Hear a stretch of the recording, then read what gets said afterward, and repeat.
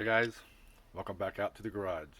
Well, I'm out the back door, side of the garage, where the old press is. What I'm going to be doing today is I need to change rod bolts. We got some ARP hardware we're going to be putting in, so I just want to kind of show how I do it.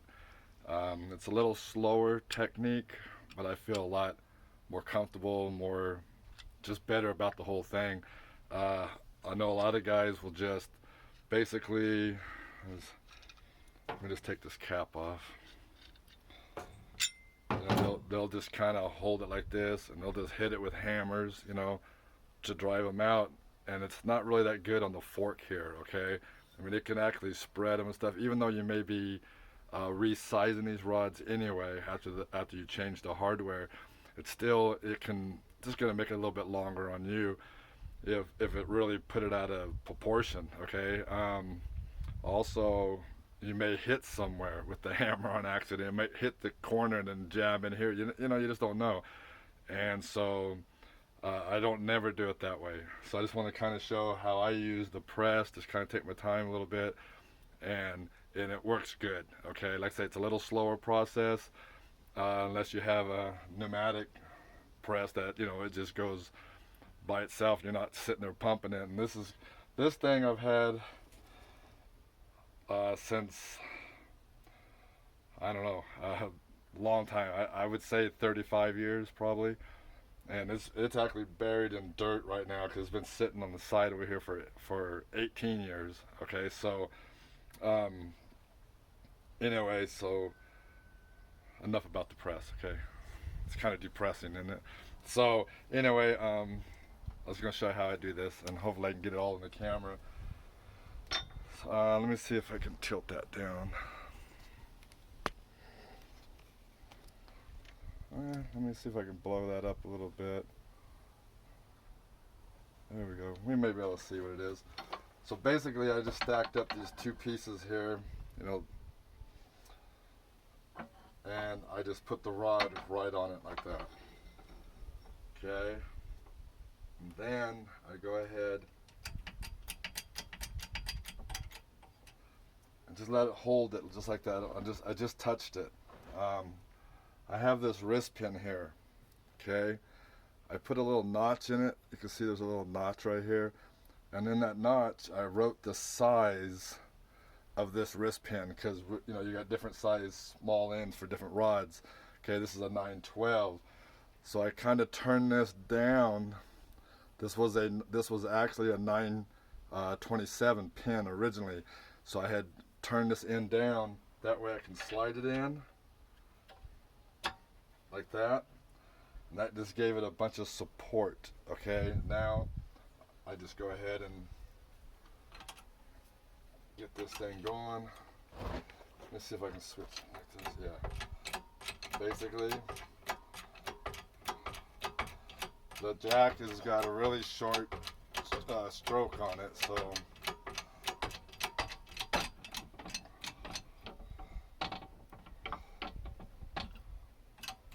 that. Now you can lightly tap. It's like that, and like that.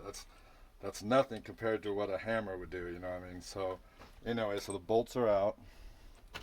My hands are dirty. Pull this back out. Okay. Get the new bolts. Go ahead and take these nuts off. It's actually a little quicker if I wasn't, I guess, talking and everything, huh? But then you always want to put some lube, or the Molly lube, or some kind before you press them in. And again, some guys drive these in, so I just kind of put it on that end there and let it wipe it right on.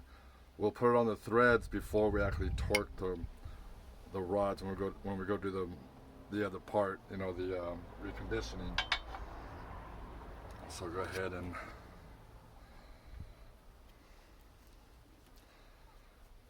put that on. Just kind of gook it on there like that. This stuff gets everywhere. I used to use a brush, you know, a little paintbrush. Oh, I've tried every little now. So anyway, you just kind of put them in like that, and you try to line up the football head or whatever head they have that work so it goes in the rod correctly. And like, again, some guys will hold it like this and just start knocking them in, and then they'll put the cap on, and then they'll put the nuts on, and they will tighten it to suck those in. And that's really not a good way of doing it either. So basically, what I do is I still use these two guys here, and I just use this guy. Okay, basically it's going to set in like that. So let me flip this over. Just like that. Then I put this like that. Then I get this rusty guy, and I have to raise it a little bit.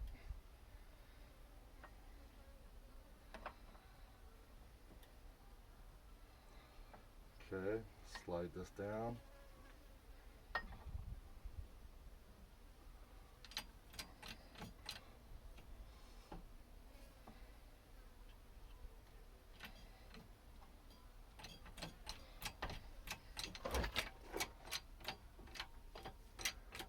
And just go ahead and press it in.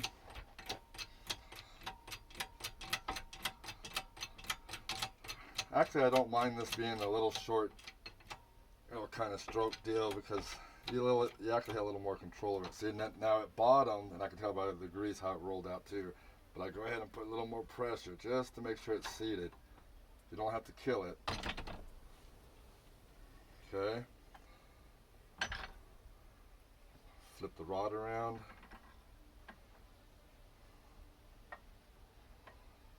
And the same thing.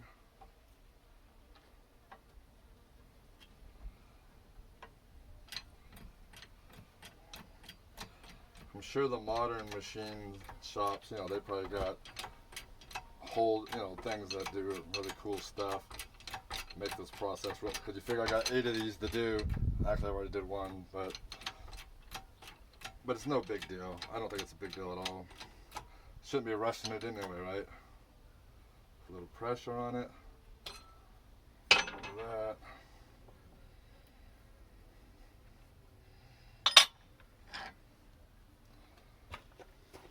Whoop.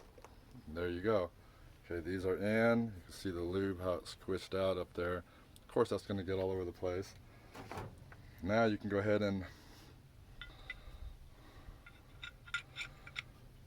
slide your cap back on, and you will need to, you know, lube those as well. But right now I don't do it because I still have to finish the other rods, press those in, and then before I torque this to check the resize, then that's when I'll do all that. So anyway, there we go. Let me back this up.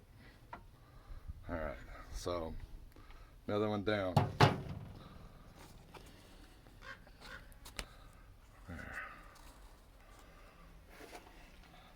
All right, so anyway, that's that. So I'll be out here. Not really getting too much of a suntan today because it's actually shaded in this spot, because I picked the right time to come out here. The sun is over on the other side of the house. So anyway, alright guys, as always, stay safe out there, and I'll catch you on the next one. Thanks.